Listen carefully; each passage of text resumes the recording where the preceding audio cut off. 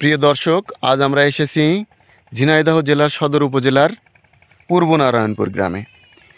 এখানে এসেছি পিআইএল কোম্পানির জৈব বালাইনাশক বায়োলিট ব্যবহার করে কৃষক কিভাবে উপকৃত হয়েছে বা কৃষকের ফলাফল, কৃষকের ধানের জমির ফলাফল কেমন হয়েছে, এটা আমরা একজন কৃষক ভাইয়ের মুখেই শুনবো। তো চলুন যাওয়া যাক, কৃষক ভাইয়ের মুখেই আমরা বায়োলিটের গল্প শুনি।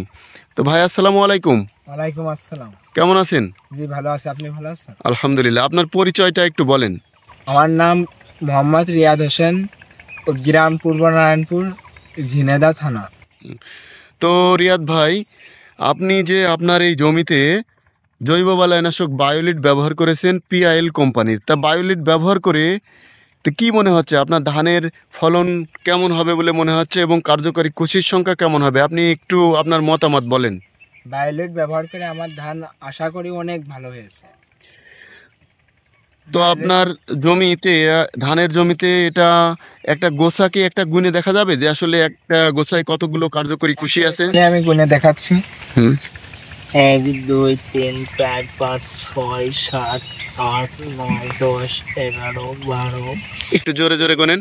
14 15 16 17 18 19 20 21 22 23 24 25 26 27 28টা গোছার।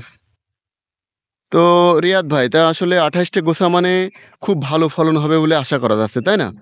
তো আপনি যে বায়োলিট ব্যবহার করেছেন এবং আপনার ধানের গ্রোথ ভালো আছে, ফলন ভালো হবে মনে হচ্ছে, তো বায়োলিট পরবর্তী থেকে আপনার সকল জমিতে ব্যবহার করা যাবে না? ইনশাল্লাহ অবশ্যই যাবে। যখন আমার ধানটা ভালো হয়েছে অন্য জমিতেই আমি ব্যবহার করব, যে আমার অন্য ফসলও ভালো হয়। আপনার গ্রামের অন্যান্য কৃষকদেরকে কি বলা যাবে না যে বায়োলিট ব্যবহার করার কথা, পরামর্শ দেওয়া যাবে না? এখন আমার ভালো হয়েছে, অন্য কৃষকেরও আমি পরামর্শ দেবো যে বায়োলিট ব্যবহার করতে, যেন তাদেরও ফসল ভালো হয়।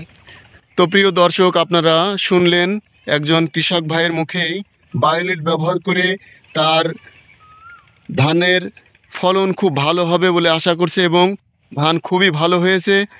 তো আপনারা সবাই বায়োলিট ব্যবহার করবেন, এই বলে আমি আমার বক্তব্য শেষ করছি। ধন্যবাদ সকলকে। আসসালামু আলাইকুম রহমতুল্লাহ।